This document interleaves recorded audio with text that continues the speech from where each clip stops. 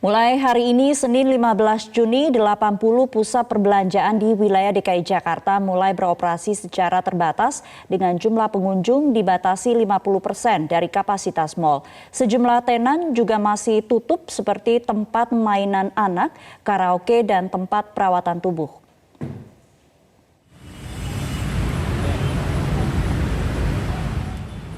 Setelah tutup sekitar 3 bulan, sebanyak 80 pusat perbelanjaan atau mal di DKI Jakarta mulai beroperasi pada Senin 15 Juni 2020 dengan menerapkan protokol kesehatan. Salah satu pusat perbelanjaan yang mulai buka pada hari Senin ini adalah Pusat Grosir Cililitan, PGC, di Jakarta Timur. Pengelola PGC telah menyiapkan operasi mal dengan protokol kesehatan seperti membatasi jumlah pengunjung, menerapkan jaga jarak, dan memeriksa suhu tubuh setiap pengunjung. Demikian pula dengan para pedagang yang juga harus mengikuti protokol kesehatan. General Manager PGC Akub Sudarsa menegaskan bila ada pedagang yang melanggar akan dikenakan sanksi. Dan kami siapkan sanksi kepada mereka kalau memang dia melanggar sanksi baik berupa antrian ataupun tidak memakai masker di antara unsur pedagangnya ataupun karyawannya, kita akan langsungkan pelanggaran pertama, kita akan kasihkan surat peringatan. Kedua, kami minta hari itu juga tutup tokonya. Besoknya boleh buka lagi, tapi kalau besoknya melakukan lagi, tutup hari itu dan tutup hari berikutnya. Ketiga, keempat terus akumulasi dan tutupnya akan ada tambahan waktu sehari. Kami harus tegas seperti itu kepada mereka. Ketimbang nanti pengelola yang kena teguran, tentunya lebih baik kami dari pengelola yang memang konsisten memberikan teguran secara intensif kepada mereka. Para pedagang mengaku senang dengan mulai beroperasinya pusat perbelanjaan ini. Selama 3 bulan tidak berjualan, pedagang mengaku kehilangan potensi pendapatan hingga ratusan juta rupiah. Wah, kalau kerugian mungkin lebih dari 90 kali ya. Yang ceritanya kan kerugian apa? Karena kan kita biasanya kan ini karena bertepatan dengan bulan puasa soalnya. Kita kan kalau pedagang biasanya bulan puasanya lah untuk nutupi biaya setahun gitu. Harapan mudah-mudahan semuanya kembali normal, perekonomian semakin lancar aja gitu.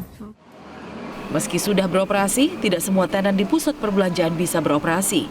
Dalam keterangan tertulisnya, Ketua Asosiasi Persatuan Pusat Perbelanjaan Indonesia atau APPBI DKI Jakarta, Ellen Hidayat mengungkapkan, setidaknya ada 6 jenis usaha yang belum dapat beroperasi, seperti bioskop, fitness, mainan anak, massage, karaoke, dan perawatan tubuh dan wajah.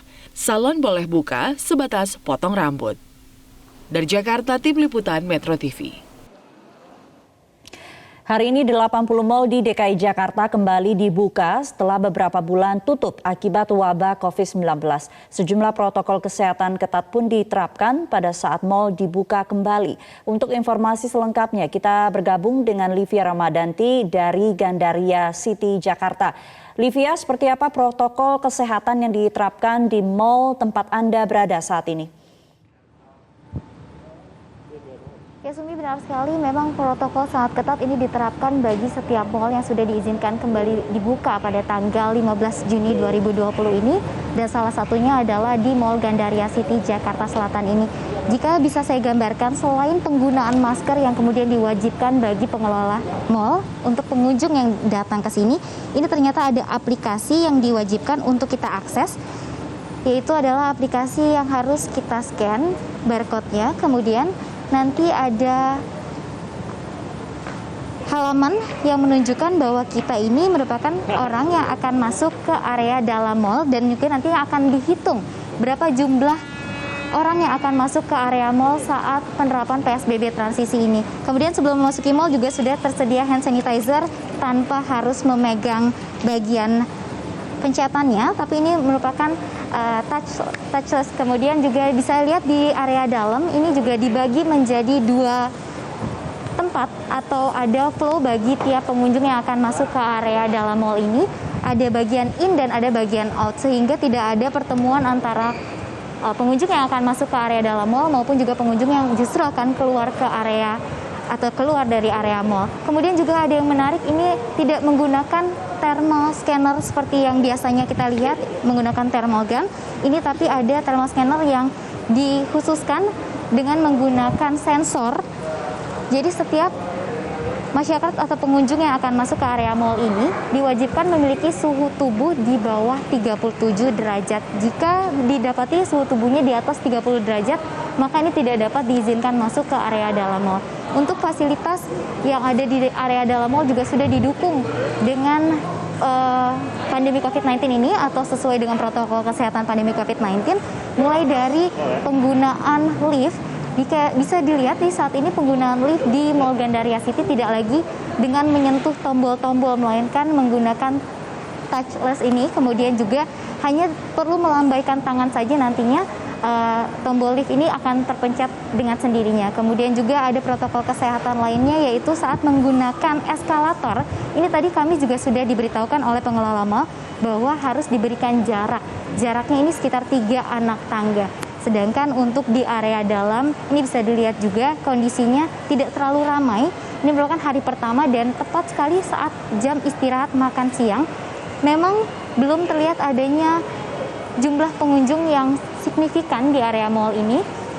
Dan tadi kami juga sempat melihat tenan-tenan yang dibuka ini telah memberlakukan sistem atau protokol kesehatan yang ketat, seperti membatasi jumlah tempat duduk yang ada di tiap tempat makan yang ada di Mall Gandaria City ini. Kemudian juga bisa dilihat di area-area tertentu seperti saat akan menaiki anak tangga, kemudian juga saat akan menuju ke lift, ini juga sudah disediakan dengan hand sanitizer agar masyarakat atau pengunjung mal ini bisa selalu aware atau menggunakan hand sanitizer saat mereka berada di lingkungan mal.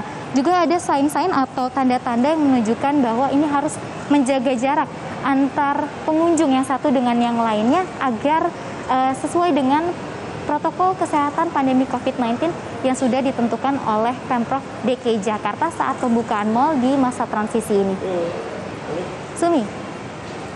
Ya, Livia, Anda tadi sebutkan bahwa sistem ganjil genap sudah mulai berlaku bagi para tenan di mal tersebut. Untuk antusiasme para pengunjung, yang paling ramai dikunjungi tenan seperti apa? Livia? Sumi, memang tadi bila saya lihat di lokasi tempat kami berada saat ini, yang paling banyak dikunjungi di tenan-tenan ini adalah tenan-tenan F&B atau tenan-tenan makanan. Karena di sini memang masih dibatasi tenan-tenan yang dibuka.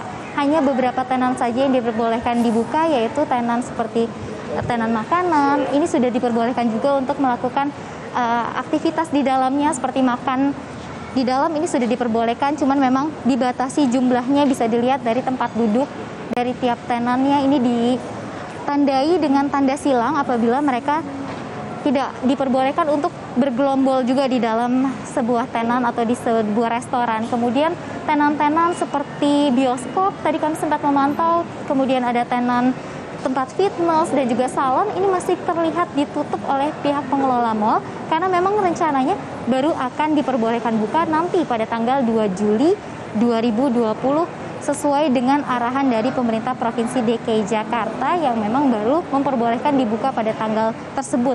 Dan bisa dilihat di area sini memang masih banyak juga dari para pengunjung ini ternyata tidak melakukan makan di tempat, melainkan mereka memilih untuk membungkus makanannya dan membawa makanannya ini untuk dimakan di luar dan tidak berada di area mal. Untuk tenan-tenan seperti fashion, kami melihat memang sudah hampir keseluruhannya dibuka, tapi belum banyak masyarakat yang kemudian datang untuk secara khusus membeli pakaian atau kebutuhan-kebutuhan seperti sepatu dan kacamata, karena kami sudah melihat ini area-area department store ini sudah mulai dibuka, berbeda dengan PSBB saat masa pertama ini yang hanya diperbolehkan untuk membuka gerai makanan dan juga gerai yang memenuhi kebutuhan sehari-hari.